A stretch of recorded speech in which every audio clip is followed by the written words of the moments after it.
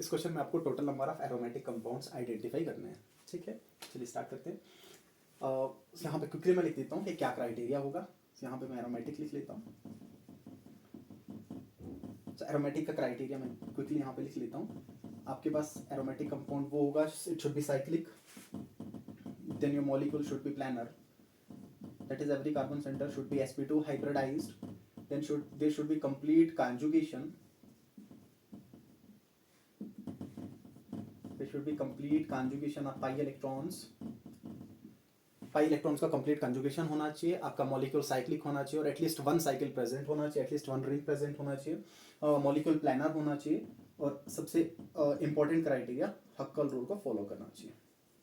So it should follow हक्कल rule and हक्कल rule is 4n+2 pi electron. So 4n+2 pi electrons present होने चाहिए। ठीक है, और इसमें आप n का वैल्यू, n एक इंटीजर होगा जो 0 से स्टार्ट हो जाएगा यहाँ पे। ठीक है, सो n का वैल्यू अगर मैं 0 पुट कर देता हूँ सो आपके पास 2 pi इलेक्ट्रॉन्स आ जाएंगे। 2 pi इलेक्ट्रॉन एक हक्कल नंबर होगा, 4 का डिफरेंस आएगा। ठीक है, अगर मैं n का वैल्यू 1 पुट कर देता हूँ सो आपके पास कितना आ जाएगा, this is 4 into 1 4 + 2 6 pi electrons. 6 pi electrons भी हक्कल नंबर होगा। सो 2 pi इलेक्ट्रॉन होने चाहिए, 6 pi इलेक्ट्रॉन होने चाहिए, 4 का गैप होना चाहिए।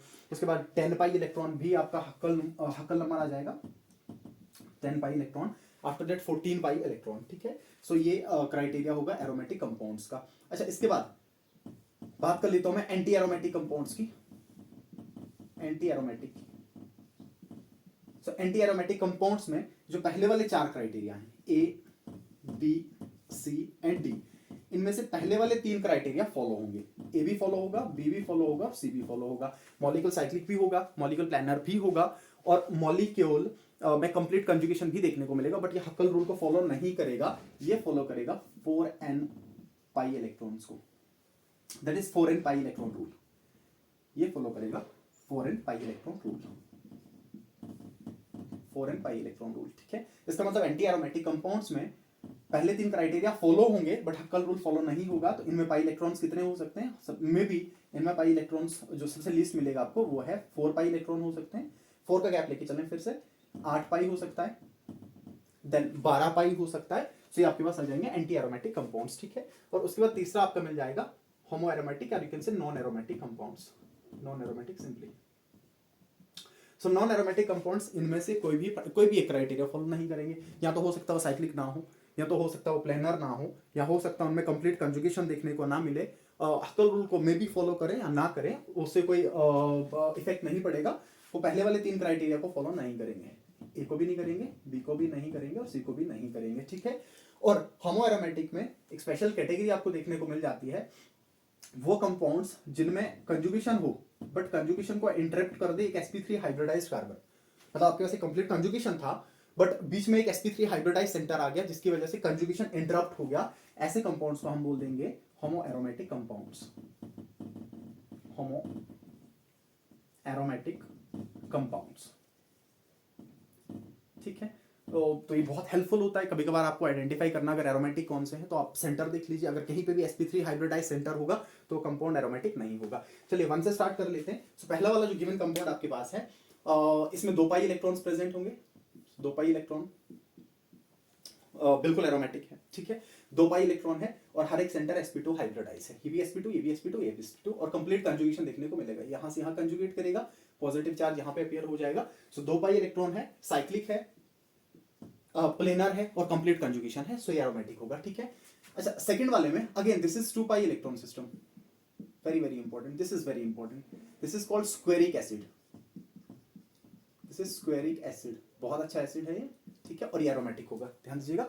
स्क्वेरिक एसिड बहुत अच्छा एसिड भी है और साथ साथ में ये एरोमेटिक भी है। ये जो आपके प्रोटॉन यहां से डोनेट कर सकता है, सो ये कंपाउंड एरोमेटिक है। 2 पाई इलेक्ट्रॉन, ये जो 2 पाई इलेक्ट्रॉन आप देख पाएंगे। ठीक है, अच्छा कंपाउंड नंबर 3 में, कंपाउंड नंबर 3 में आप देखेंगे यहाँ पे एक्सोसाइक्लिक बॉन्ड है। ठीक है, एक्सोसाइक्लिक बॉन्ड तो है, एक एक्सोसाइक्लिक बॉन्ड जो रिंग के बाहर प्रेजेंट होगा, एक्सोसाइक्लिक बॉन्ड। ये वाला जो कार्बन सेंटर है, ये वाला carbon centre, this is sp3, very simple. इसमें तो बाकी कुछ भी नहीं देखना है, कहीं ऐसा ना हो 6 पाई इलेक्ट्रॉन देखने बैठ जाओ और क्वेश्चन गलत हो जाए।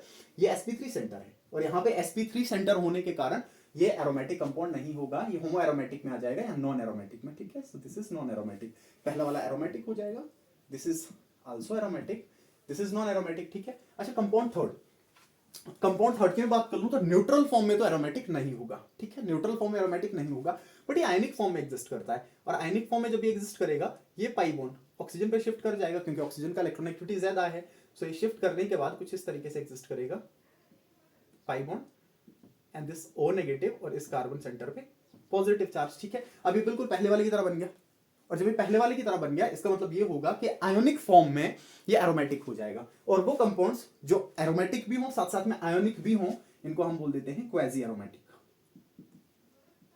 So this is quasi aromatic, quasi aromatic है, तो बिल्कुल ये एरोमेटिक आपको देखने को मिलेगा आयोनिक फॉर्म में, ठीक है। सो क्वाजी एरोमेटिक क्या हो जाएगा आपके पास, एरोमेटिक प्लस आयोनिक, आयोनिक भी होगा और साथ साथ में एरोमेटिक भी होगा, और इसको हम बोल देंगे क्वाजी एरोमेटिक कंपाउंड। सो ये वाला भी आपका एरोमेटिक कंपाउंड देखने को मिल जाएगा, इसमें भी 2 पाई इलेक्ट्रॉन फॉलो हो रहा है, ठीक है, हक्कल नंबर आ जाएगा। अच्छा जो this one is important, this is CO, this is COT, that is cyclooctatetraene. अच्छा साइक्लोऑक्टाटेट्राईन तो एरोमेटिक तो है नहीं, वो तो आप देख सकते हैं कि यहाँ पे आपका 8 पाई इलेक्ट्रॉन है, 8 पाई इलेक्ट्रॉन, 2 पाई 2 पाई 2 पाई और 2 पाई, तो टोटल 8 पाई इलेक्ट्रॉन आपको देखने को मिलेगा। लेकिन इसके अलावा ये कौन सी कैटेगरी में फॉल करेगा, अगर आपको ये लग रहा है कि 8 पाई इलेक्ट्रॉन है और ये एंटी एरोमेटिक में होगा, तो ऐसा नहीं होगा, क्योंकि ये मॉलिक्यूल प्लानर नहीं है, और एंटी एरोमेटिक होने के लिए मॉलिक्यूल साइक्लिक होना चाहिए, प्लानर होना चाहिए, कंप्लीट कंजुगेशन होना चाहिए, बट ये मॉलिक्यूल प्लानर है नहीं, because this is tub shape molecule, this way, ये इस तरीके से एग्जिस्ट करेगा। सो ये टब शेप मॉलिक्यूल है, this is tub shape, non planner, this is non planner, ठीक है, इसमें प्लानरिटी नहीं होगा। सो ये मॉलिक्यूल एरोमेटिक तो है नहीं, but this molecule is non aromatic, ये एंटी एरोमेटिक में भी नहीं आएगा, ये नॉन एरोमेटिक में आएगा, क्योंकि प्लानर नहीं है, टब शेप है, ठीक है। अच्छा उसके बाद कंपाउंड, बहुत अच्छा कंपाउंड एज्यूलिन इसको बोला जाता है, ठीक है, और एज्यूलिन बहुत बढ़िया एरोमेटिक कंपाउंड है। हम पाई इलेक्ट्रॉन अगर गिनना चाहें 2 4 6 7 8 एंड 9 10, सो 10 पाई इलेक्ट्रॉन, और 10 पाई इलेक्ट्रॉन आपका हक्कल नंबर है, हक्कल नंबर याद रखिएगा, 2 पाई, उसके बाद 4 का गैप लेके चलिए, 6 pi and then 10 pi, so 10 pi electron azulene, बहुत बढ़िया एरोमेटिक कंपाउंड, ठीक है। अच्छा ये वाला कंपाउंड भी एरोमेटिक होगा, ठीक है, 2 पाई इलेक्ट्रॉन, 2 पाई इलेक्ट्रॉन, और यहाँ पे भी 2 इलेक्ट्रॉन, तो नेगेटिव चार्ज डिलोकलाइज करेगा, दिस इज इंपॉर्टेंट, जो नेगेटिव चार्ज यहाँ पे प्रेजेंट है ये भी डिलोकलाइजेशन में पार्टिसिपेट करेगा।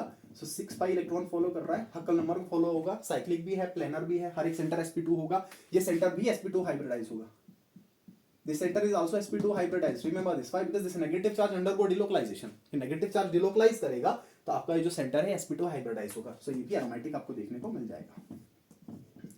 अच्छा ये वाला कंपाउंड 4 पाई इलेक्ट्रॉन रूल को फॉलो करेगा, 4 पाई इलेक्ट्रॉन है, ठीक है, 2 पाई और 2 पाई, 4 पाई इलेक्ट्रॉन है, पॉजिटिव चार्ज है, पॉजिटिव चार्ज का मतलब होगा एक पी ऑर्बिटल तो खाली है, क्योंकि कार्बन सेंटर था, कंप्लीट डिलोकलाइजेशन तो हो जाएगा, बट हक्कल नंबर को ये फॉलो नहीं करेगा, so this is anti aromatic, this compound is anti aromatic, ठीक है। लास्ट वाला बहुत बढ़िया सा कंपाउंड है, अगर आप पाई इलेक्ट्रॉन्स गिनने बैठेंगे तो आप देखेंगे यहाँ पे 10 पाई इलेक्ट्रॉन होगा, 6 8 एंड 10, सो 10 पाई इलेक्ट्रॉन है, ठीक है।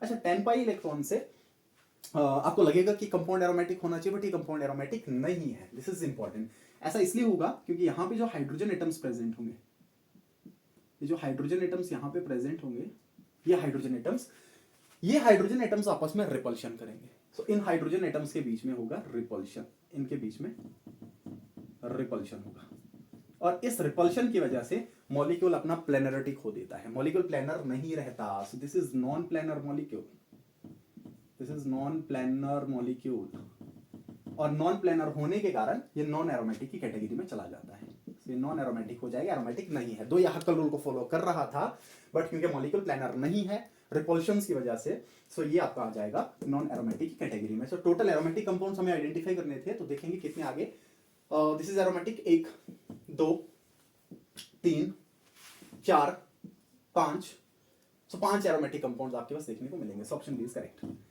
5 एरोमेटिक कंपाउंड्स।